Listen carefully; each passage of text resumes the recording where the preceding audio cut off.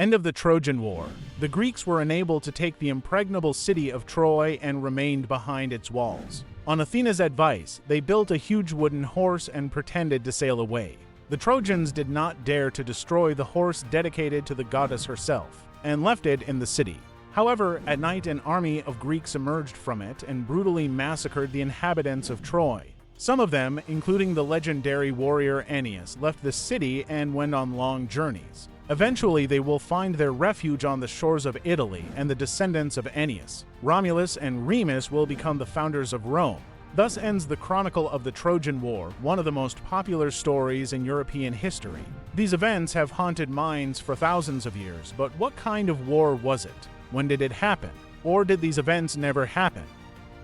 The most famous account of the Trojan War is undoubtedly Homer's Iliad.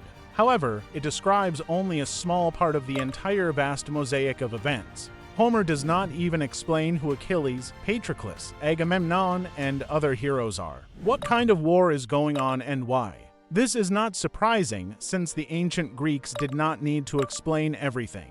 Homer did not just come up with a description of these events. He collected a huge number of myths and legends dedicated to them. All Greeks knew perfectly well about the fate of Achilles and the fall of Troy. Stories about these events were transmitted orally and served as one of the foundations of all Greek culture. Therefore, when Homer writes the Iliad, he relies on the reader's understanding of the culture of his time. The Trojan War lasted 10 years, approximately in the 12th-13th centuries BC. According to legend, all the Olympians were invited to the wedding of the hero Peleus and the sea nymph Thetis, except the goddess of discord Eris. Bearing a grudge, she threw a golden apple with the inscription "to the most beautiful" at the holiday. Three goddesses, Athena, the goddess of wisdom, Hera, the protector of women and marriage, and Aphrodite, the goddess of love, began to argue over an apple. Zeus refused to resolve this dispute and invited young Paris, the most beautiful of men, to judge the goddesses. Paris was the son of King Priam of Troy. However, he was unaware of his true identity, as his parents abandoned him on the mountain due to a prophecy that he would cause the fall of Troy. He grew up there and became a shepherd. When the goddesses came to him, each offered him a gift. Athena offered wisdom, Hera offered strength, and Aphrodite offered the love of the most beautiful woman in the world.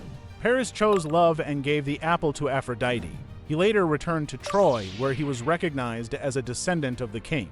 The most beautiful woman was Helen, the wife of the king of Sparta. Paris eventually kidnapped her, and Sparta declared war on Troy. The Greeks began to assemble a powerful army, which included many heroes, such as the great Achilles, an invincible warrior whose only weak point was his heel. Also among them was Odysseus, the protagonist of another of Homer's poems. The Greeks received a prophecy that Troy would fall in the 10th year of the war. The prophecy and the birth of Paris indicated that Troy was destined to fall. Everyone understood perfectly well that the city was doomed to defeat. The only question was how it would happen. Thus began the most legendary war in Greek history.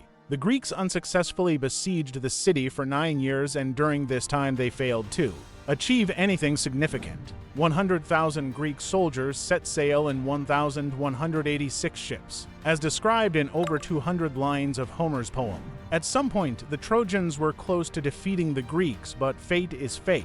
If the city is destined to fall, it will do so. At the end of the war, one of the most famous duels in mythology took place, the battle between Achilles and the Arab, the great warrior Hector. Hector was truly a great warrior and commander.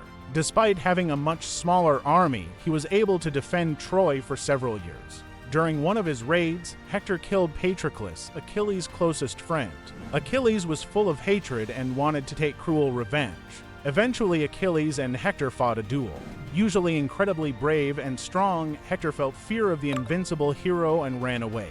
He walked around the city 3 times, but still found the courage to start a fight. However, he was defeated and killed.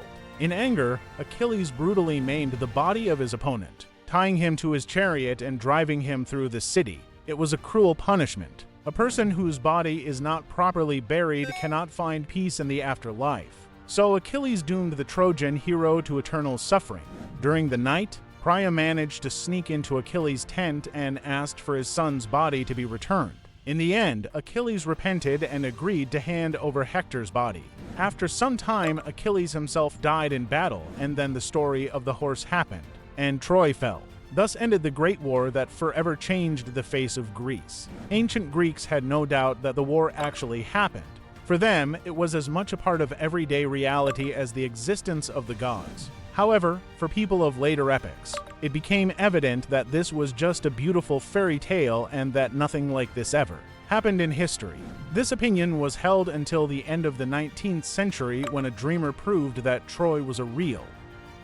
Heinrich Schliemann, the most famous self-taught archaeologist, was able to find the ruins of the ancient city, although modern archaeologists have many questions about it. Schliemann lived an interesting life, which at times resembled the adventures of Indiana Jones. Schliemann was obsessed with Homer and wanted everything to correspond to the great poet's text. There were several places Troy could have been. All of them were located on the coast of modern Turkey near the Dardanelles, discarding places that did not correspond to the text of the Iliad. Schliemann settled on the Hisarlik Hill and began excavations. Schliemann's excavation methods have been heavily criticized by modern archaeologists. Today, archaeologists work painstakingly and slowly, valuing even the smallest and seemingly insignificant finds for their potential to provide valuable information.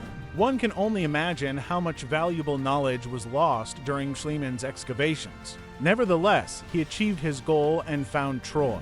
Several historical layers of settlements from different eras have been discovered. At the site of Troy, Schliemann was convinced that it was necessary to dig deep, and as a result he simply skipped the real Troy described by Homer, known as Troy 7, and got two much older settlements down to the level of Troy 2.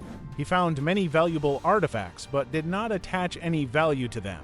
These included various ceramics and a whole slab with a relief of the god Helios. However, at the end of the excavations, Schliemann discovered a huge treasure of gold, which he called the Treasure of Priam.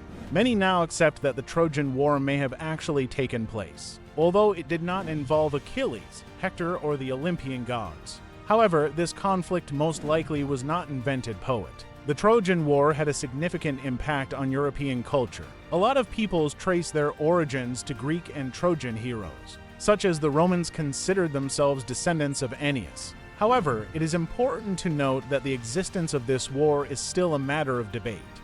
Interesting fact, Brad Pitt injured his Achilles tendon, which is symbolic, because it was the arrow hitting there that caused the death of Achilles in Homer's original source.